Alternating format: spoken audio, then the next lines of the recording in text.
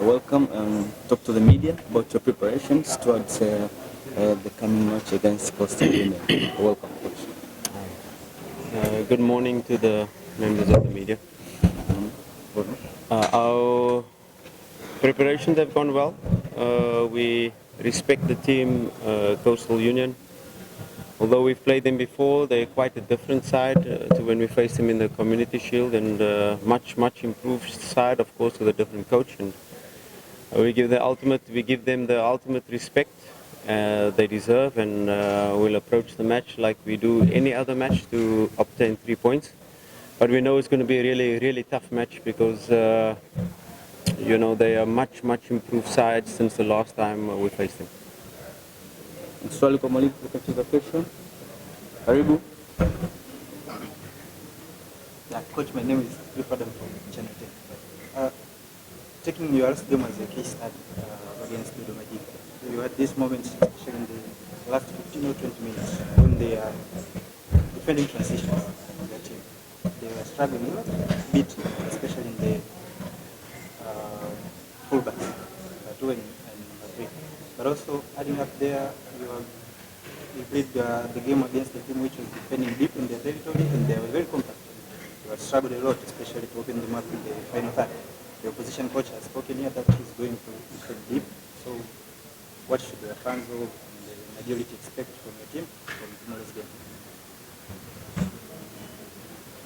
Yeah, I explained before that the match could have been different had we converted open goal, goalkeeper out of the goal, 3-4 huge opportunities, and had we scored in the first minute with Ateba with the ball falling for him in the 6-yard box, it would have been a different game. And when it comes to the end of the second half, you take into consideration is then the third match in 7 days, and towards the end of the match it was going to be difficult, but our boys were fantastic. You can't win every game by 4 or 5 goals to nil, and there are moments like these where you have to take the win however it comes. The positive was that it was a clean sheet, another one, and we know our problems, our deficiencies, not only in our attack but in the whole team makeup, and we are constantly working on those. It's quite interesting to hear a coach already say he's going to defend deep, but it's expected. We try to push the opponent deep. We try to play the match in the opponent's half. We know they're a very dangerous team in terms of their transition, so if they are deep, they are looking to use the space behind. And our positioning in attack has to be really clear. If we are in good positions while we have the ball, while we are building up, while we are in the final third, we will avoid a lot of those transitions because our positioning is good. And if we keep them back long enough and they decide to defend at the edge of their box, that means they are more likely to make mistakes. And the mistakes they make, we are closer to their goal. So we have to formulate a plan that if they do come out to high press, we will be ready. If they do sit in a medium block, we have to be prepared for that. And of course, if they are sitting in a deep block, it's our job to be able to unlock that deep block. So in all scenarios, in all cases, we are prepared for, and hopefully we can score the goal that opens them up and then forces them to change their game plan. Coach, you are going to play against Coastal Union. Back to the previous match whereby you had a lot of chances and you could not convert those chances into goals. And the Coastal Union coach said that they are going to use deep block, and how difficult will it be to unlock the low block marking and convert those chances into goals? Yeah, every deep block you face, you analyze how they execute the deep block. Do they do it with a 5 defense line? Do they push their wingers back to make a 6 defense line?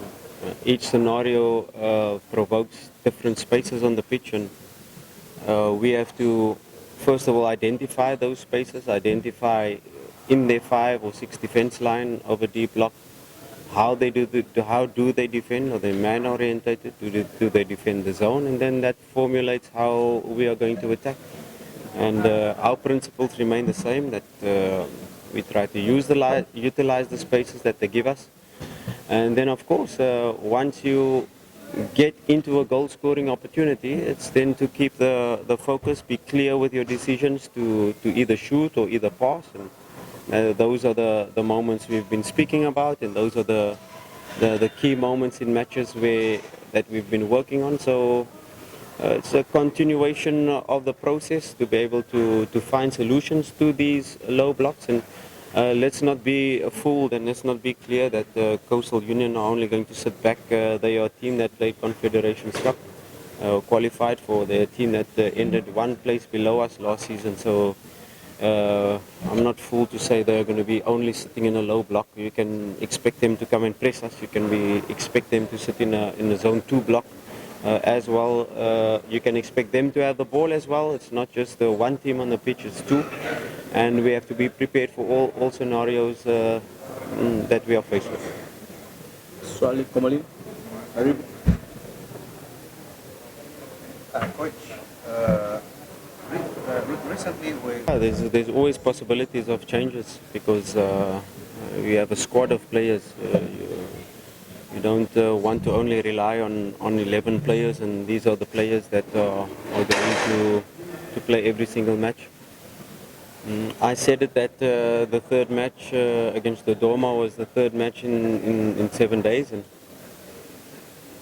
these 3 matches a week we have to get used to, and we have to get used to it very quick because when we see the December period, there are definitely fixtures going to be slotted in now in terms of the Premier League once the new dates of the CAF has been established. So we expect, and we are preparing for, and we're preparing the fitness of the team to be able to handle this three matches a week. So it was very important for us to go through that.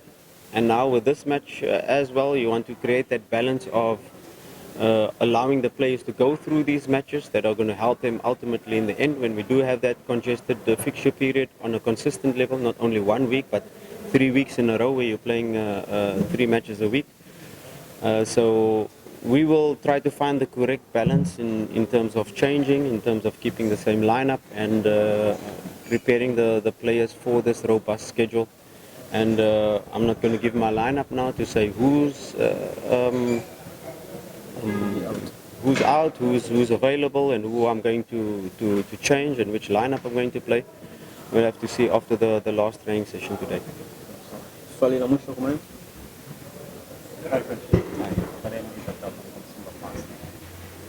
Despite of being in competition in the league, your squad managed to win 4 consecutively.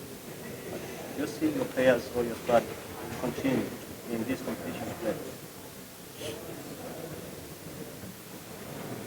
I think that's always the plan, to continue winning, number one. But also, as you're winning, you know, when you lose matches or you draw matches, that is when you grow the most. So it's very important for us to not get carried away with all these wins, but also learn from the mistakes we've made in the matches that we've won. So that is what we've been doing. We're very demanding and very critical of our team in the right way to be able to improve. Nothing was perfect in the 4 matches, far from perfect. There's still a long way to go. We have not even met the halfway mark of the team's potential, because there are so much more that the players can give. And once they get to understand each other even better and get to understand me and what I want better. So although we've won 4 matches in a row and not conceded, there were lots of improvements still to be made in the squad, and that is a continuous process. I don't get carried away now by 4 wins, because I still say it, and we're still in the infancy stage of the project. We're still babies in terms of team and understanding the team and understanding where we want to get to as a team. So there's still a long way to go, and yes, we will try at all possibilities to continue this run, but also in every game try to improve the team, try to get better in all aspects of the game. Thank you, coach. Pleasure. Thanks so much. Now, when we come to play, now